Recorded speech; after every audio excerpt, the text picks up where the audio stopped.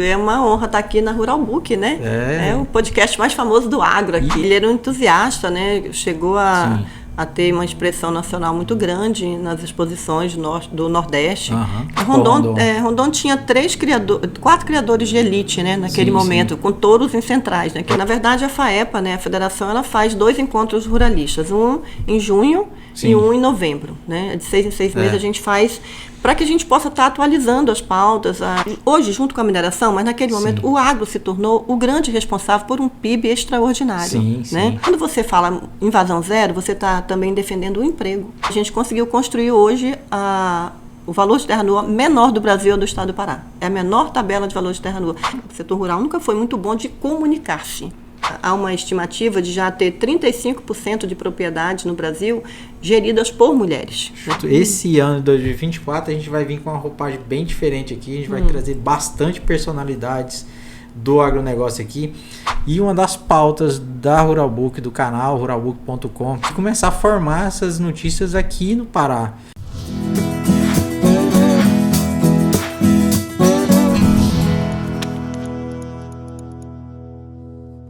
Fala, moçada, mais um bate-papo aqui no canal Rural Book, o Rural Book Podcast começando, e um bate-papo hoje trouxe aqui Cristina Malcher.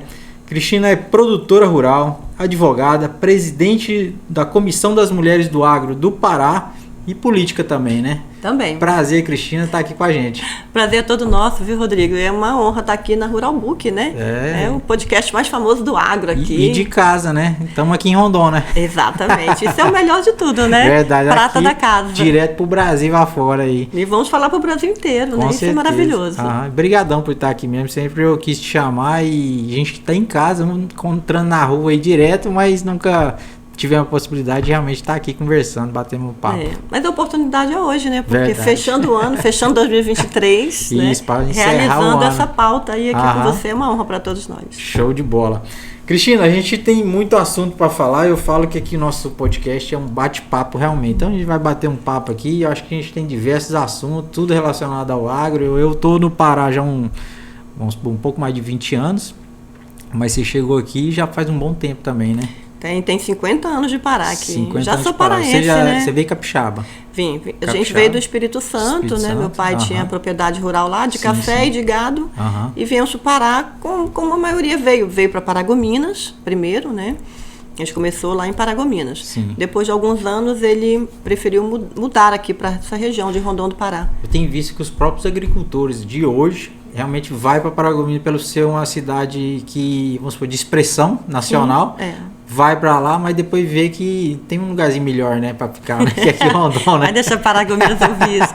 Na verdade, naquele momento, havia uma migração, né, um chamado realmente, uma propaganda muito forte do próprio governo federal para vir para o Pará, para ocupar a Amazônia, mas Paragominas era, porque era às margens da Belém-Brasília, né?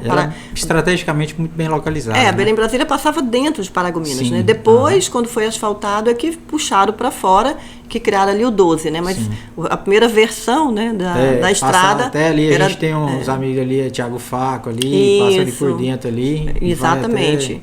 Então, a Belém-Brasília passava ali onde você entra para o aeroporto, né, lá de Paragominas. Hoje ali era a antiga Belém-Brasília. E aí era natural que se viesse, e os amigos vinham, né? Geralmente vinham 2, 3 amigos lá do Espírito Santo, Minas, né, Goiás. O pessoal vinha e já chegava por ali.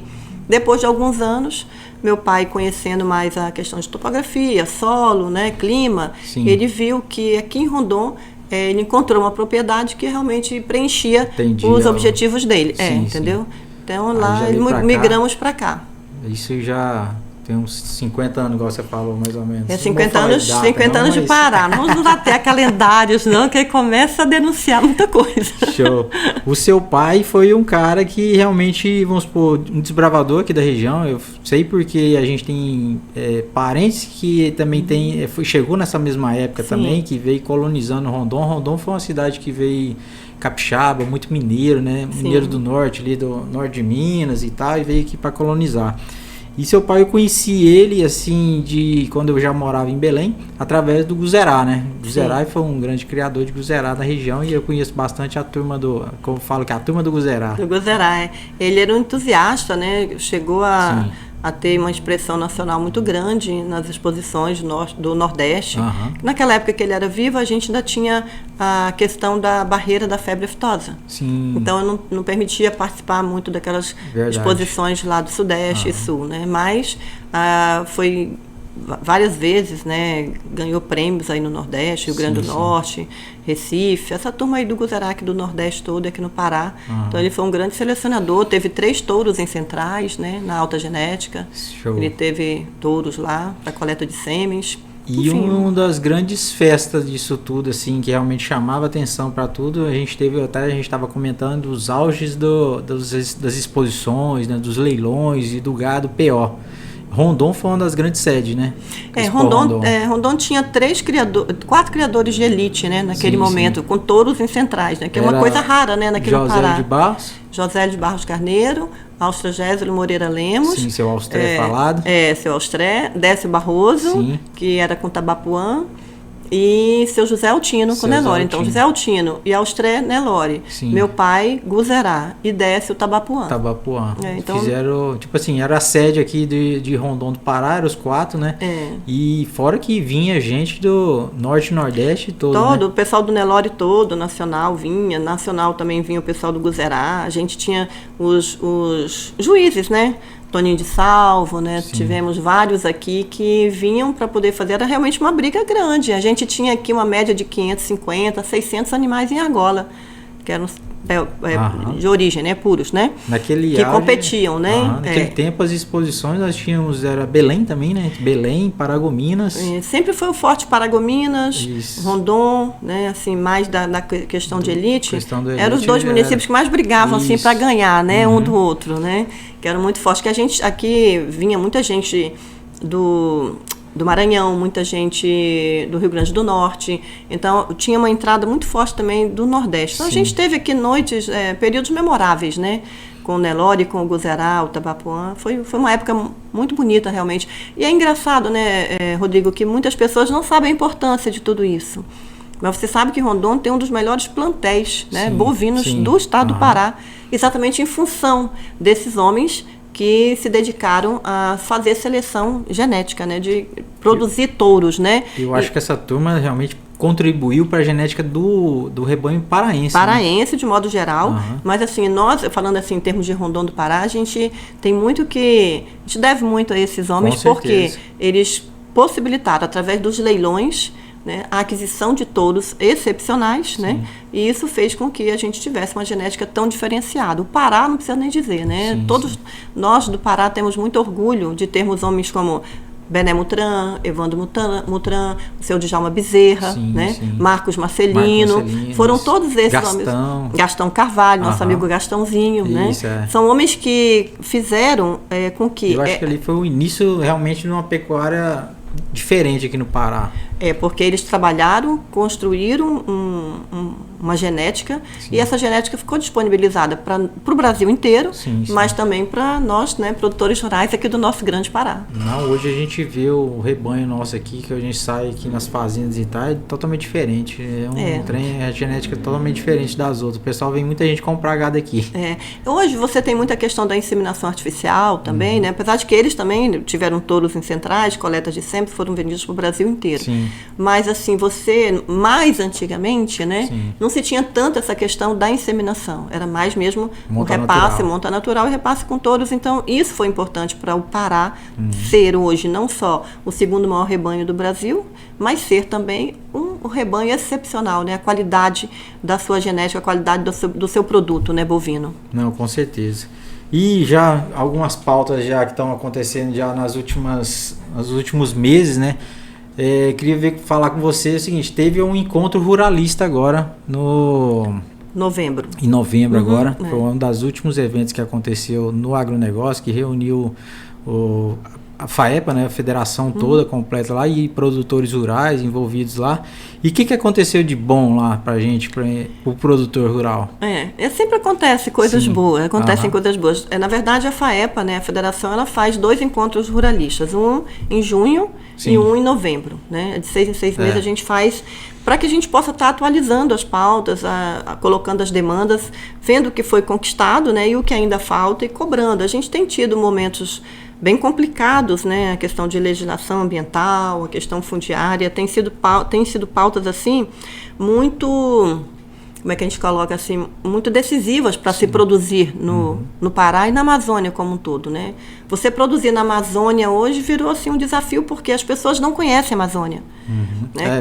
Quem dita as regras não vive aqui, lê o que quer. Hoje em dia você escreve qualquer coisa, né? A internet tem seu lado muito positivo, mas tem esse outro lado também, que as pessoas lançam ali qualquer coisa e aí fica dito como verdade. Então quem não conhece a realidade pensa realmente, né, que aquilo que está se colocando geralmente em manchete, que aquilo reproduz a realidade. Então, o posicionamento da Federação da Agricultura, dos sindicatos de produtores rurais nos municípios é fundamental para que possa estar levando, né, essas questões para a gente poder estar encontrando solução aonde de direito, que são os canais, o político, né, com o governo do estado, com prefeitos, com vereadores, deputados, Brasil, presidentes, senadores, enfim. A gente tem que estar discutindo com quem tem a caneta na mão para poder estar colocando as regras que não nos impeça de produzir. Eu lembro bem, sabe, Rodrigo, quando a gente chegou no Pará, leite, só se tomava leite em pó, né?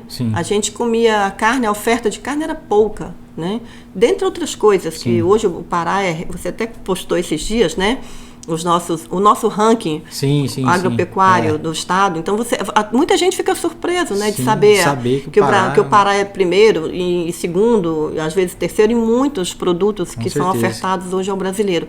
Então eu lembro que era muito caro, as coisas eram caras. O paraense nunca teve o hábito, o paraense de Belém, urbano, de tomar o leite, como a gente vai lá no Sudeste, no Sul, você vai na padaria, comprar o pão e compra o leite in natura, o saquinho, né? Isso, e aí leva para casa, ferve e tal. Não, porque aqui só tinha leite em pó. E engraçado que era leite ninho, né? As pessoas nem vão comprar o leite em pó, não. Vai comprar uma lata de leite ninho, entendeu? Era assim, Belém, que a gente chegou para Belém para continuar os estudos lá. Mas não mudou muito não, agora é caixinha. Hoje mas para mim já é líquido. Não, o que eu digo é o seguinte, hoje o Pará, em 50 anos, fez uma transformação na sua base econômica, que o agro se tornou, hoje junto com a mineração, mas naquele momento o agro se tornou o grande responsável por um PIB extraordinário. Né? E aí quando a gente coloca isso, às vezes as pessoas falam o agronegócio, né? E é visto assim, agronegócio, às vezes as pessoas falam com um tom pejorativo. E as pessoas esquecem da importância que é o homem e a mulher do campo, né, na produção. Porque se hoje a gente tem uma carne, né, na nossa mesa, a gente tem um leite, um queijo, uma manteiga, um arroz, um feijão, uma abóbora, um pepino, uma alface, tudo isso vem das mãos de homens e mulheres, certo? Do esforço, porque nada começou de onde está hoje, né? Tudo começou com muita dificuldade. Hoje você tem maquinário extraordinário, praticamente as bichinhas fazem tudo sozinhas, né? De alta, de ponta. Mas não era assim antes, né? Desbravar esse Pará, transformar esse estado que punjante, esse estado que é extraordinário. Eu digo que o Pará, me perdoe os outros estados, mas o Pará é a última fronteira agrícola desse país. Eu costumo falar que o Pará é a bola da vez. Então é o seguinte, é aqui que está acontecendo as coisas, está acontecendo aqui. Então quem quiser ver o negócio acontecendo, vem agora, porque está acontecendo. Porque a gente tem, olha, a gente tem clima, aqui, a gente tem solo, a gente tem uma série de situações, né, que são favoráveis. A gente vem lá do Espírito Santo, às vezes fica 2 anos sem chuva, gente, lá, meu tio reclama, né? Aqui a gente passou agora 6 meses sem chuva, estava todo mundo reclamando, né? Todo mundo, não, isso não é o normal, saiu do normal. Saiu do normal, por conta mas do a chuva já tá chegando. Mas já chegou lá, tá tudo verde lá em casa, né? Já vai. Então, na verdade, é isso, nós estamos assim num local privilegiado para a produção agropecuária nesse país. E o que a gente só precisa é ter união e força para segurar esse momento dessa pressão internacional sobre a Amazônia, sobre o agro, sobre a falta de conhecimento, né, de geografia. E agora o Pará vai ser vamos supor, como é que eu posso falar? Os holofotes vêm tudo para o Pará agora, né? Já estão, né? Por causa da COP. Essa COP 28 até a 30 aqui que vai vir para cá, o Pará está ali no foco das atenções. Mas eu sempre digo uma coisa, sabe, Rodrigo? A gente tem um Código Florestal. A lei ambiental mais rígida do mundo, né? Alguns países nem essa lei têm, nós temos a mais rígida do mundo. E nós, produtores rurais, a gente segue essa lei. Tem aqui e acolá um ou outro que, né, sai fora da curva, mas isso não é o normal. E essa não é a nossa classe, não é isso?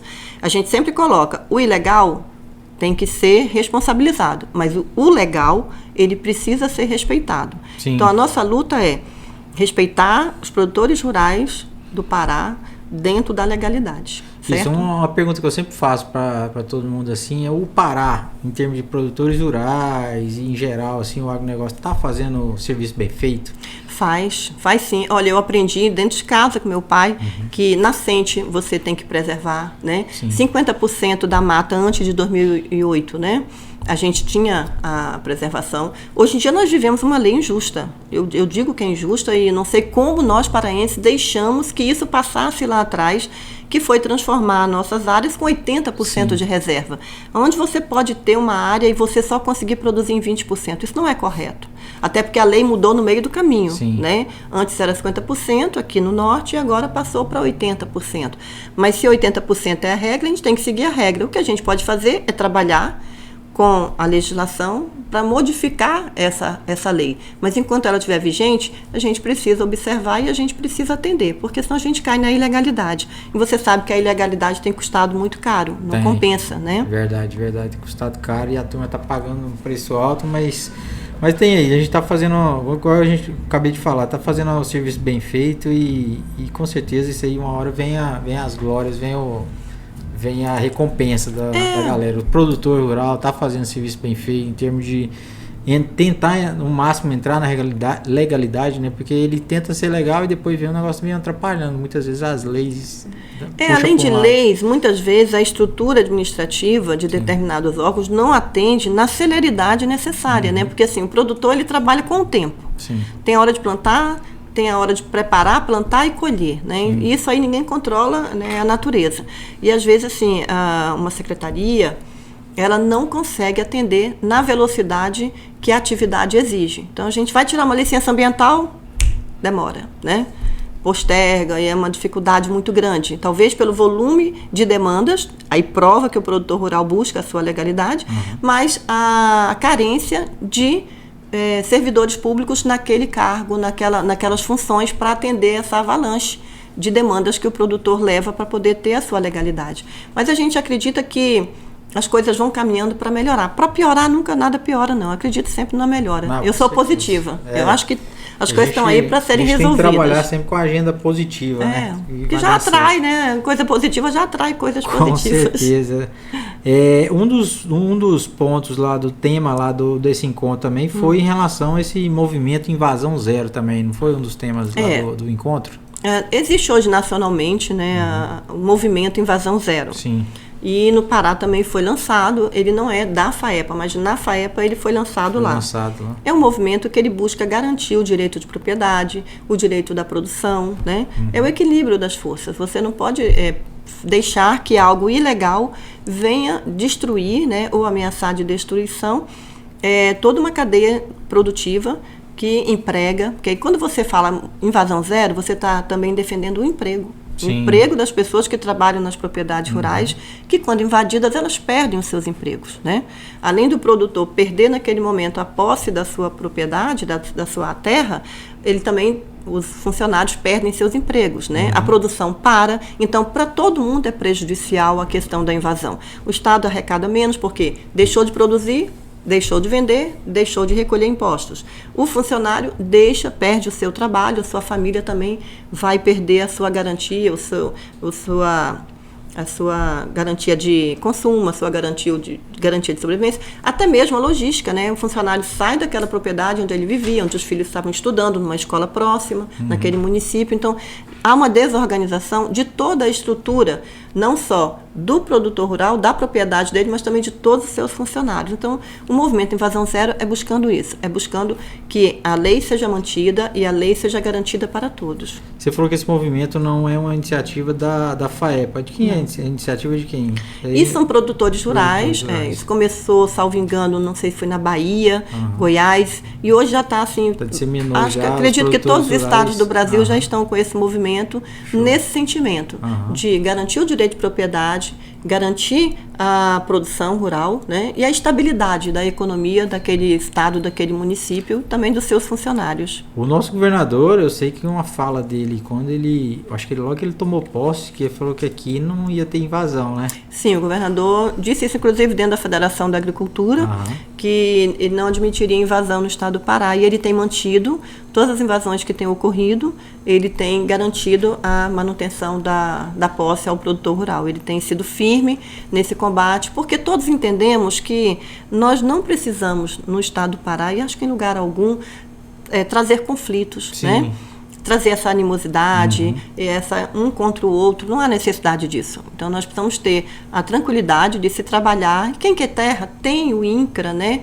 Ali tem a sua condição, todo o requerimento para que você possa ter o seu pedaço de terra. Então não tem motivo nem necessidade de ninguém estar fazendo violência, promovendo violência, porque a invasão é uma grande violência, né, Rodrigo? Com certeza. É uma violência contra os seus direitos, é uma violência até mesmo, muitas vezes física. Uma vida ali destinada a uma terra e tal, e depois acaba tudo. Tiram toda a tua história, tiram tudo que você construiu na sua vida, e a gente não fala só de bens materiais. Sim, bens materiais também, porque é o vida, direito, né?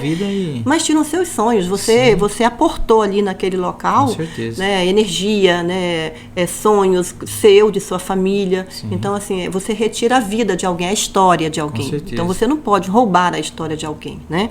Então, isso o governador tem sido muito firme e tem garantido realmente esse compromisso com o setor produtivo. Você, falando em terra, você também participou muito da questão de lei fundiária aqui no nosso estado, né?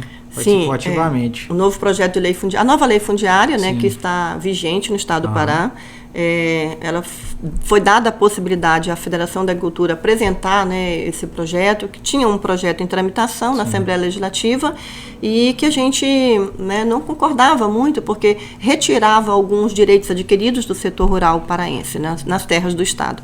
Então nós tivemos a oportunidade de participar, eu e mais 3, né, pessoas, Márcia Centeno, Eliana Zaca e Mário Solano. Dentro da Federação da Agricultura foi nomeado esse grupo, nós fizemos uma revisão de todo esse trabalho e apresentamos esse projeto, né? A Federação apresentou para o governador, foi posteriormente votado na Assembleia Legislativa e aprovado. Posteriormente à aprovação da nova lei fundiária, a gente trabalhou também na construção da nova tabela do valor de terra nua, porque não adianta você ter uma lei que possibilite a regularização fundiária, mas em contrapartida tenha uma tabela de valor de terra nua tão alta que inviabilize você adquirir, né, você ter acesso ao seu título de propriedade. Então, nós fizemos todo um trabalho, a Eliana Zaca ali como economista, né, e a gente buscando parâmetros para poder justificar cada valor, e a gente conseguiu construir hoje o valor de terra nua menor do Brasil é do estado do Pará. É a menor tabela de valor de terra nua. Numa demonstração muito clara, que o governo realmente compreendeu que, através da regularização fundiária, você traz paz e você traz desenvolvimento. Porque cada produtor que tem seu título de terra, ele vai no banco, ele vai buscar financiamento, isso vai fazer o quê? Vai girar a economia, né? Todo um comércio no entorno daquele município e o estado do Pará como um todo. Então, você consegue ter uma economia pujante através de um documento de uma área de terra. Além do que, hoje, para você ter cadastro ambiental rural, você ter a regularização ambiental, você precisa ter o seu título de terra. Então, se a gente está falando de um projeto de regularização fundiária e ambiental no estado do Pará, que realmente é a pauta principal, nós precisamos partir do princípio que o início é a regularização fundiária. Sem regularização fundiária, não tem regularização ambiental e não tem rastreabilidade e não tem todo o resto da cadeia que a gente tanto busca, a base, né? Exatamente. Começa com o título de propriedade. Hoje esse título, como que o produtor rural, qual é o início que ele pode providenciar? Hoje, no ITERPA, a gente falando de Estado, né? Porque tem o do INCRA, que são áreas federalizadas, aí já é uma outra, é um outro patamar, já é decidido de Brasília. A área de ITERPA e dá entrada direto no ITERPA. Hoje tudo é eletrônico. Então hoje você entra no SICAF, e você vê lá todos os documentos necessários, você vai fazendo e é bem tranquilo. A tramitação toda, hoje o presidente do ITERP, ele tem buscado, o doutor Bruno Cono, ele tem buscado muito essa questão. Como você não consegue ter o volume de funcionários necessários para atender a todas as demandas do produtor rural para regularização, ele fez o quê? Ele fez uma questão que hoje se busca, que é a tecnologia. E através de todos, se criou sistemas e isso tudo vai dando vazão, bem mais rápido. Tem um tempo médio de período de... Não sei te precisar, acho que cada caso, porque às vezes você dá entrada, né, Rodrigo, e fica pendente um documento. Aí vai depender do teu tempo de você regularizar, preencher com aquele documento que está sendo exigido. Então vai depender muito caso a caso por isso. Mas eu acredito que de uns 7, 8 meses é um prazo razoável para estar sendo analisada toda a documentação. Eu imagino, porque eu não posso te afirmar, porque, como eu te falei, cada caso. Se a pessoa já entra com toda a documentação correta, tudo bem, mas às vezes falta um gel, sempre está faltando alguma coisa. Falta alguma coisa e isso aí vai dependendo muito de quem está fazendo, né? De que se é o próprio produtor, se ele contrata alguém para fazer, aí vai depender muito desse mecanismo aí de estar atuando mesmo. Sim. Um outro ponto que aconteceu aqui no nosso município, e eu acho que foi em nível até estadual, né? Foi a criação da PM Rural, né? Sim. Da Polícia Militar Rural. Como que foi esse movimento? Aqui já tem um movimento, eu sei que eu ando nas estradas aqui, sempre na fazenda tem uma plaquinha lá e tal, com a coordenada já. Isso. E já, como que funciona esse mapeamento? Na verdade, a gente tinha esse modelo em Goiás, né? Sim. E era um objetivo da Federação da Agricultura trazer esse serviço aqui para o produtor rural do Pará. E há muitos anos a gente vinha nessa luta, buscando, tentando, né, que isso fosse implementado aqui no Estado, porque isso tem que passar pela Assembleia Legislativa, tem que ser criada a lei, né? E quando foi ano passado, o governador, atendendo a essa demanda da Federação da Agricultura, da FAEPA, ele acatou o projeto, e na época o secretário de Segurança Pública foi com com o coronel Mário Solano ao Goiás, conheceu todo o programa. Lá é bem forte, eu sei que eu já exatamente. Fui lá e o sistema é bem... E aí a gente foi desenvolvendo isso com o governo do Estado, e hoje é uma realidade, E eu acho muito justo, viu, Rodrigo? Porque não é só as pessoas, é só para invasão de terra, não. A Polícia Militar Rural é para garantir... De roubo e tal, qualquer... Sim, existem muitos crimes na zona rural, né, de assalto, estupro, né, roubos, né, então, de equipamentos, de insumos, então, de gado. Então, a gente precisa ter uma polícia que seja específica para atender a zona rural. Então, hoje nós temos a Polícia Militar Rural, temos aqui o Batalhão de Marabá, que é o primeiro que atende toda essa nossa região, tem o de Castanhal, e vão ser criados mais 2 ou 3 ainda no estado do Pará. O que nós acabamos de conseguir em Belém, ainda no período do Encontro Ruralista, eu estive lá com o comandante Dilson, né, que é o comandante-geral da Polícia Militar, Dilson Júnior, e solicitei a ele que Rondon tivesse um destacamento. Não dá para ser um quartel, um comando, porque nós temos a 11ª Companhia aqui independente da Polícia Militar em Rondon, mas eu consegui uma viatura e 8 policiais militares rurais só para fazer essa ronda. Então, nós vamos ter esse trabalho aqui específico em Rondon.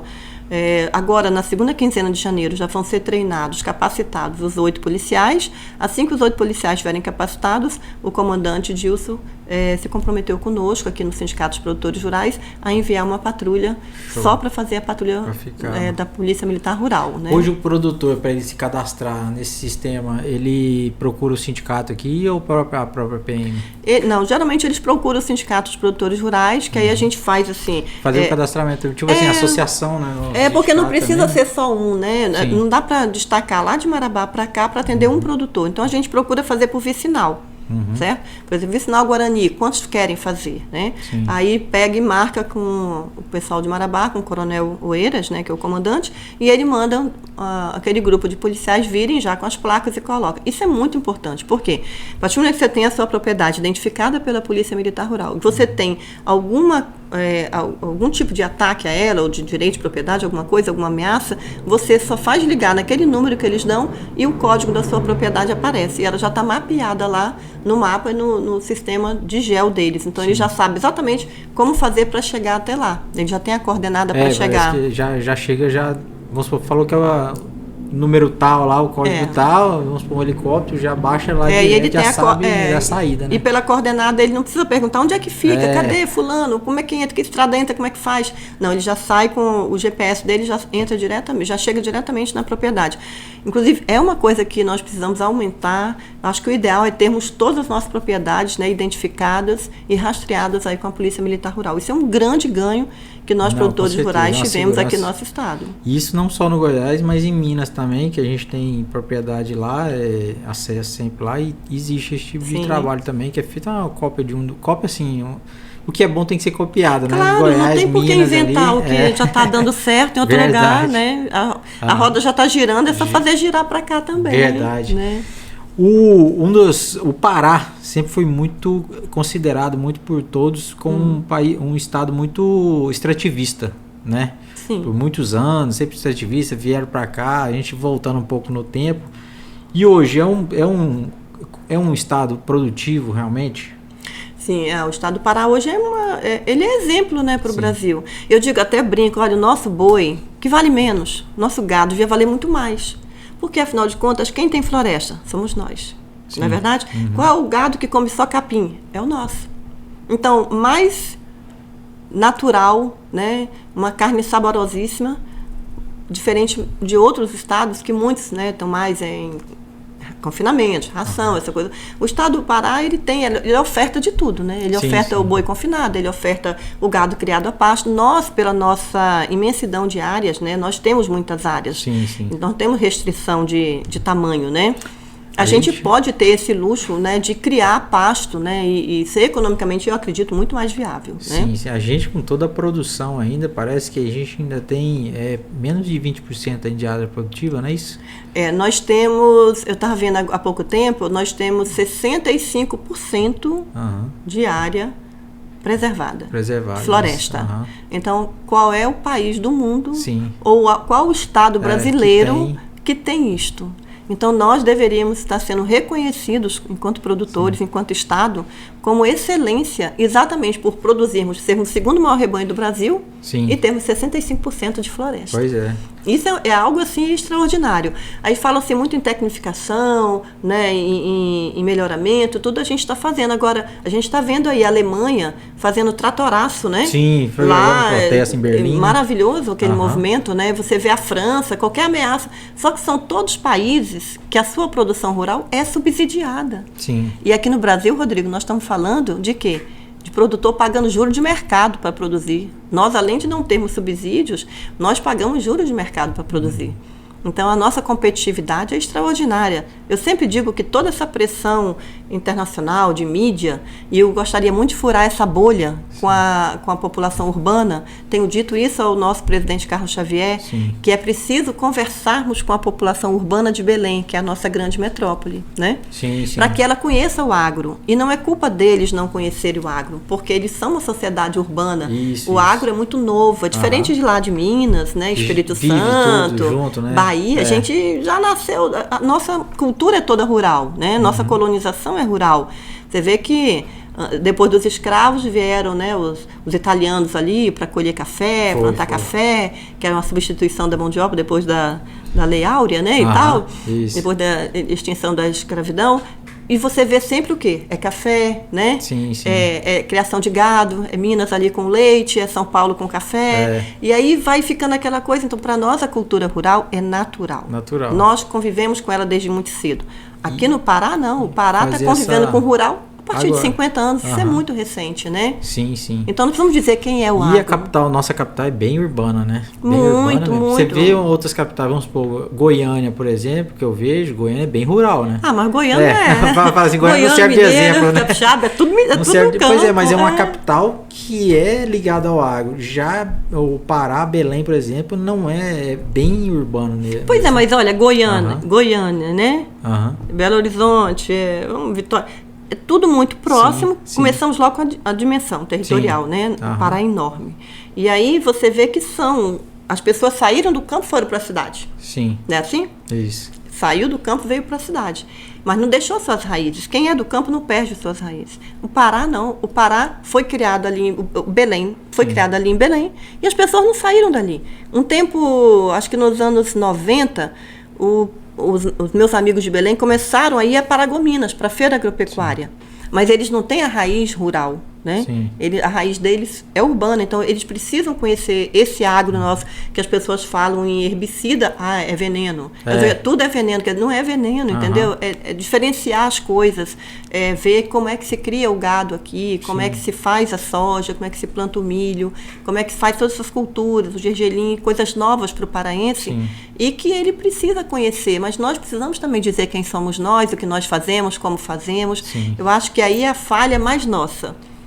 De não realmente falar, trazer eles para cá, tipo assim, abrir as portas, né? Sim, de dizer. Muitas vezes eu estava em Belém, assim, discutindo coisas, aí eu dizia assim para um secretário: o senhor sabe o que é uma terra gradeada? Não.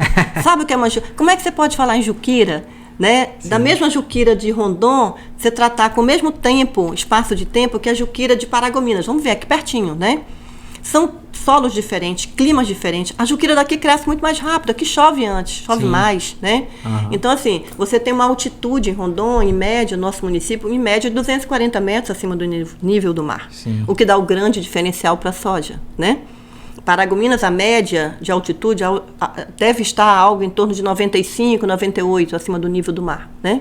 E nós estamos a 240 metros acima do nível do mar, em média, né? Tem lugares aqui que tem 370 e poucos metros acima do nível do mar. Então, você verifica que de um município para o outro tem diferenciação de desenvolvimento daquela espécie, né? Então, eu brigava muito. Não pode dar só 5 anos para a Juquira, ela em Rondon é mais rápido. Em 2 anos ela já está desse tamanho. E para mostrar que o secretário, não era culpa dele. Ele nasceu em Belém, ele fez uma faculdade, ele se formou e está ali no trabalho dele, urbano. Ele não tem a obrigação de conhecer o que é uma terra gradeada, o que é uma terra enjuquirada, a Juquira disso, aquilo outro, mas são eles que fazem as leis. Muitas vezes eles que aplicam as leis. Então, cabe a nós, houve essa falha, eu vejo como uma falha nossa de comunicação. Nós nunca fomos muito bons, o setor rural nunca foi muito bom de comunicar-se. Né? De se expressar para o resto do mundo, né? Para as outras pessoas, para as outras categorias econômicas e tudo mais. Então, acho que nós devemos fazer essa caminhada agora inversa, sabe? Eu digo sempre que a gente é sempre muito preocupado em produzir. Né? Mas nós precisamos hoje comunicar o que produzimos e como produzimos. Para que a dona de casa em Belém, quando vá no supermercado, ela faça uma reflexão que não nasceu ali aquilo, entendeu? Ela consiga se transportar de uma forma de entender todo o processo. Mas eles não farão isso se nós não dissermos como é o processo. E entenderem que nós não estamos acabando com a Amazônia, acabando com a mata, desmatando, né, destruindo a floresta, porque essa é a nossa imagem hoje lá fora. E a gente precisa, de uma certa forma, urgentemente, dizer isso para a população, para que ela não continue apoiando esses discursos que são contra a própria população urbana. Porque no momento em que diminuir a produção, quem vai pagar a conta é quem vai no supermercado. Né? Vai ficar tudo mais caro. Então, a gente precisa raciocinar nesse sentido da necessidade da comunicação para que essa população urbana possa nos ajudar a defender o setor rural no Pará. Com certeza. E o agronegócio, o setor produtivo aqui vem cada vez mais crescendo e também como é que eu posso falar, se aperfeiçoando, né? Então, hoje, os produtores de 50 anos atrás, hoje, os atuais são totalmente diferentes. São pessoas mais com gestão. A fazenda está virando uma empresa, né? Acabou aquela fazenda tradicional. Meu avô fazia assim, meu pai fazia assado, eu tenho que fazer do mesmo jeito. Não, hoje já está vindo uma nova geração aí que já vem tecnificando, fazendo gestão mesmo, transformando uma fazenda em uma verdadeira empresa, né? Com certeza. E a sucessão é um dos pontos que a gente precisa observar, porque ser herdeiro todos são. Mas sucessor é difícil de fazer. Com certeza. E hoje nós colocamos nossos filhos para a cidade para estudar. E depois a gente quer que eles tenham o mesmo vínculo que a gente teve. Não que eles não tenham que estudar, mas assim, a gente procurar mostrar, porque eu tenho, antes de tudo, a atividade rural como uma paixão. Eu acho que ninguém fica no setor rural se não for também por amor. Porque se você vender a tua fazenda e aplicar em algumas... Talvez você tenha uma vida bem mais tranquila. Hoje, eu vejo a terra como o grande patrimônio que alguém pode querer ter, né? Terra você não perde nunca, mas ela não te dá uma liquidez Sim. mensal como outras atividades, né? Eu vi uma fala ontem e até compartilhei nas minhas redes sociais. Tem um grande amigo nosso aqui que sempre vem no Pará, o professor Paulo Arbex, falou que o agricultor, ele é muito próximo a Deus, né? Acredita muito em Deus. Eu digo que é um soldado de Deus. Porque o cara plantar, fazer todo o investimento, sem saber quanto que vai ganhar aquilo ali, quanto que ele vai vender aquilo ali realmente, se vai ser o preço bom ou o preço baixo, qual a produtividade dele, ele tem tudo uma média na cabeça dele, mas ele não tem um negócio exato. É o que eu de transformar um negócio e exato aquele número, ele vai ter aquele número. Então, tudo ele planta e acredita muito em Deus para isso. Tem um amigo meu que tem uma frase que ele dizia para mim assim: o homem é um projeto de Deus. E se é um projeto de Deus, foi feito para dar certo. O homem que a gente fala é o ser biológico, né? Aí eu complementava com ele, e o produtor rural, produtora rural, são soldados de Deus. Porque a gente trabalha para quê? Para produzir alimentos. Sim. E esses alimentos vão para quem? Vão para o próprio homem, que é a criatura de Deus. Então, a gente, antes de tudo, eu sempre vejo assim, pessoas abnegadas a trabalhar na produção para alimentar outras pessoas. Hoje, de cada 3 pratos de comida no mundo, uma é produzida por brasileiros. Então, assim, isso é uma responsabilidade, antes de tudo, né? E que é uma coisa que precisa crescer e não diminuir. Esse é o nosso olhar. Mas é uma atividade de alto risco. Sim. Você viu esse ano. Ano passado, estávamos vendendo bezerro aí a R$13 o quilo. Isso. Esse ano, teve produtor aqui que vendeu a R$5,50, R$5,80, né? Olha, de um ano para o outro. Sendo que todos os insumos para produzir esse bezerro subiram. Não é verdade? Quem vendia soja, estava aqui a soja 200 e... Chegou a 200 e pouquinho. 200 e pouco, não foi? Foi. Agora estava 120, 125, não foi?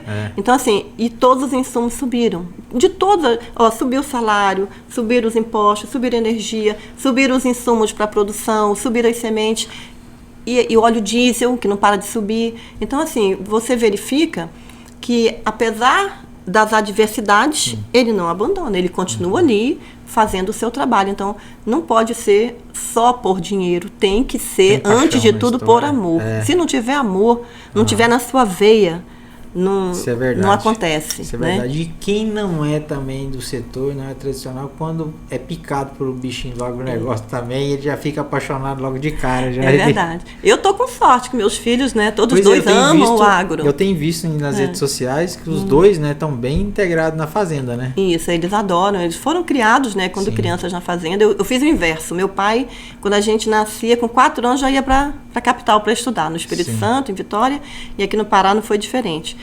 Eu fiz ao contrário. Quando eu tive meus filhos, eu vim para chamada roça, né? A gente fala roça. Vim para a roça e fiquei com eles ali até... A Maria Eduarda ficou, acho que até os 11 anos. Depois que ela foi para Marabá, depois de Marabá, Belém. Passou na faculdade, muito nova. O João Pedro, a mesma coisa. O João Pedro, acho que foi com 13 anos para Belém. Ela saiu daqui direto para Belém para ficar com a Maria Eduarda, estudou, agora faz faculdade em Marabá e fim de semana está em Rondônia e está na fazenda e cria e gosta, né? Bastante, isso aí é bem Eu tive essa sorte, viu? Muito bom. Agora é só treinar a sucessão. Verdade. Não, mas a sucessão já está sendo feita aí. Com certeza, estão lá. Já está sendo transformado, já está tendo... E você também, a gente falou, você é presidente da Comissão das Mulheres do Agro aqui do nosso estado do Pará. E como é que tem sido as mulheres realmente tomando conta mesmo, fazendo a gestão e estando à frente desse nosso agronegócio? A CNA, né, que é a Confederação Nacional da Agricultura, ela viu esse espaço, viu que as mulheres estavam crescendo na gestão de propriedades, fosse por herança, fosse por separação de marido, ficava com uma parte da fazenda, fosse por aquisição mesmo, tem algumas mulheres adquirindo áreas, né?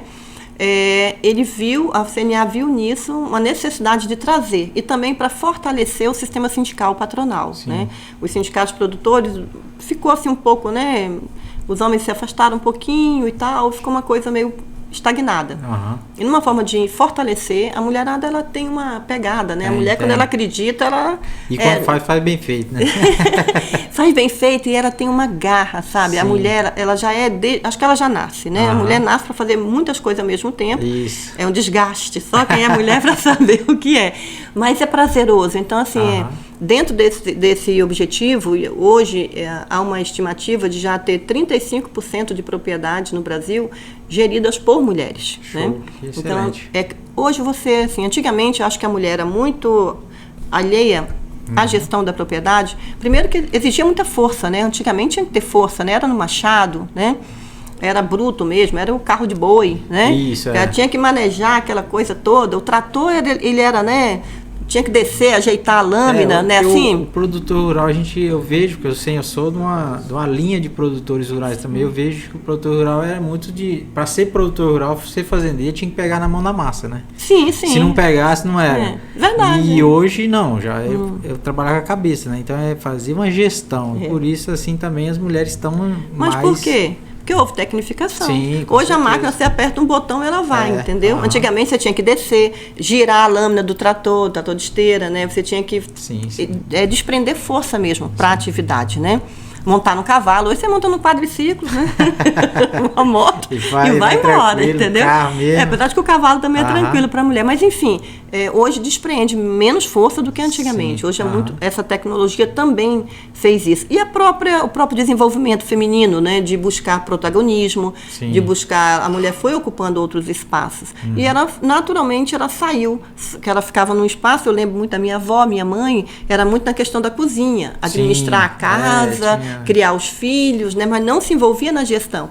Se o marido morria, quando morria, o que acontecia? Era um Deus nos acuda. Aí vinha um cunhado, vinha um irmão, né? Mas ela nunca assumia esse protagonismo. Então, o objetivo hoje é o quê? Que mulheres e homens, né, o casal, ou mãe e filho, ou filho e mãe e filha, eles possam estar andando juntos. Sim. Ninguém na frente nem atrás. Com certeza. A ideia é um ao lado do outro. Eu acho que isso constrói muito mais. Homens e mulheres têm habilidades diferentes, mas que são complementares. Então, o nosso objetivo é esse, é ter o espaço da mulher garantido, aquela tradicional frase, lugar de mulher onde ela quiser. Né? Isso. Então, a mulher poder estar ocupando também esse espaço rural, que sempre foi visto muito como machista, né? Como um universo masculino. E hoje as mulheres estão transformando e nós no Pará estamos implementando. Esse foi o primeiro ano da comissão. A gente tem reuniões nacionais e reuniões mensais, às vezes, né? Mas a gente consegue articular e preparar. A gente tem pautas que a gente está trabalhando para a questão da educação, sabe, do ensino, dos livros didáticos, que agora está vindo, né, muito forte, né, que o governo está com uma pauta de modificar bem e na nossa leitura, criminalizando, né, o agro. Então, a gente tem vários enfrentamentos. E a busca também por trazer, principalmente as mulheres de baixa renda, né?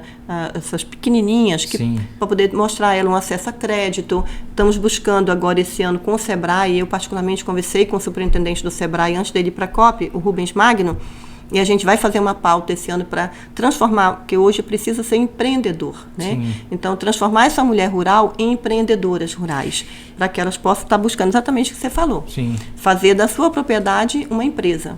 Não dá mais para você fazer, não vou nem fazer a conta, senão não executo. Não, a gente precisa fazer a conta para saber onde é que está dando o erro, para a gente corrigir e poder ter um ganho melhor, né, no que a gente está produzindo. Então, com certeza. E vamos estar colocando em cada município do estado do Pará, aqueles que tiverem o desejo, né, onde tiver um sindicato de produtores, uma comissão de mulheres do agro municipal. Aqui em Rondon a gente está pleiteando já reunir essa mulherada aqui de Rondon para a gente poder estar lançando esse ano também. Quero ver se na exposição a gente já dá posse a elas. E tem muita mulher aqui que está na frente do negócio. Tem muita. Tem bastante. Na frente e ao lado, né, dos maridos. Na frente que eu digo já tocando, tomou conta, tomou posse, porque, vamos supor, muitas vezes talvez o marido faleceu também, então elas estão... Mas enquanto eles estão vivos independente também de falecer ou não, mas elas estão à frente. Porque pode somar muito, sabe? A mulher tem um olhar diferenciado e ela pode agregar muito a esse negócio da família, né? Porque antes de tudo é um negócio de família. Sim, eu sempre digo, a agricultura familiar, gente, todo agro ele é familiar. Todo trabalha sempre em família. Agricultura familiar, acho que é tudo. Todos, né? A gente está sempre, o agro ele é, né, sempre engajado e encabeçado por toda a família. Com certeza. 2024 tá na boca, né? Tá aqui, pega não pega. Nós estamos gravando esse vídeo aqui já finalmente aqui, hoje é aqui 22 de dezembro, já finalizando. É o último? Ano. É o último do ano? Vai ser, eu acho que provavelmente, não vai ter nenhum, mas é o seguinte, até bom tocar nesse assunto, esse ano de 2024 a gente vai vir com uma roupagem bem diferente aqui, a gente vai trazer bastante personalidades do agronegócio aqui, que uma coisa que eu tenho falado para todo mundo é que, igual você no comecinho aqui no nosso bate-papo, você falou que quem faz a mídia muitas vezes é quem? Pessoal de São Paulo, já do Mato Grosso, já tem muita gente mexendo com isso, e Paraná. Então ali que são geradas informações que muitas vezes chegam aqui pra gente. Então não conhece muitas vezes a nossa realidade aqui do norte, do Pará e tal. E uma das pautas da Rural Book, do canal ruralbook.com, para você acessar nosso portal, é justamente criar esses conteúdos aqui. Então a gente quer conversar com várias pessoas aqui, trazer para o canal aqui, para o estúdio, ou então a gente poder bater um papo até por videoconferência e começar a formar essas notícias aqui no Pará. É muito importante. Para a gente poder levar para lá também. Então, quer dizer, o pessoal acessar lá as notícias. O Brasil é enorme e cada região tem a sua particularidade, peculiaridade. O Pará, só ele mesmo já é enorme. Nós temos várias realidades dentro de um único estado. Então, para nós aqui do Pará, ter a Rural Book, ter você, entendeu? É muito importante, porque a gente está sempre importando informações, importando realidades. Então, a gente precisa dizer da nossa realidade para nós mesmos, né? Importante isso, mas também para o resto do Brasil, para que desmistifique, né? Há muita mística em torno de Pará, de Amazônia, né? E aqui nós não temos mistérios e nem temos nada a esconder. A gente precisa ser visto, né? E ser ouvido. Isso, eu sempre digo, você falou na COP no início, é algo inevitável, a gente não pode evitar a COP. De qualquer maneira, todas as COPs que houveram antes dessa, que haverá em 2025, eles ditaram regras para nós. Sim. Que bom que agora possa acontecer aqui, quem sabe, né? Nós não possamos agora, aqui dentro da nossa terra, ser ouvidos e nos mostrarmos realmente qual é a nossa realidade, né? Que a gente possa dizer, produzir no Pará é isso, né? Ser paraense é isso, viver na Amazônia é isto. Então, nós estamos preservando para o mundo, então está na hora do mundo nos recompensar, seja pagando a mais pelos nossos produtos produzidos, né, ambientalmente corretamente, né, com toda a dificuldade, sem subsídios de governos, né? Que venham ver as coisas boas também, né? Porque senão muitas vezes só procura as coisas ruins que a gente tem. Ruim tem para todo mundo, tem coisa ruim, né? Todo mundo tem filho feio, né? Tem, então é o seguinte, vem para ver as coisas boas que nós temos aqui. Eu acredito nisso, eu acredito, Rodrigo, que a gente se esconder não resolve o problema. Botar a sujeira para debaixo do tapete não vai solucionar o problema. Está na hora da gente dizer quem somos e como produzimos e para onde nós produzimos. Então, que o resto do mundo possa nos ver com os olhos da realidade, da nossa realidade. Né? Eu tenho muito orgulho de ser produtora rural, tenho muito orgulho de dizer hoje que eu sou paraense, porque você é de um lugar do qual você se identifica. Então, eu me identifico, eu amo o Pará. Eu me sinto daqui. Então, eu faço parte dessa história, dessa realidade, né? Eu falo que eu sou mineiro, né? Nasci você ainda fala torto ainda. Fala, né? Eu nasci em Minas, mas adotei o Pará. Então, eu falo que eu sou mais paraense que até a pessoa daqui, porque a pessoa nasceu aqui, né? Beleza, ela não teve pra onde correr. Eu vim pra cá. É uma opção, então é uma opção. E assim, o Pará é tão grandioso, ele é tão bonito e muitas vezes quem aqui vive não dá a importância que esse estado tem, entendeu? Então, assim, nós somos o que temos de melhor na produção rural. Digo isso para o Brasil inteiro ouvir.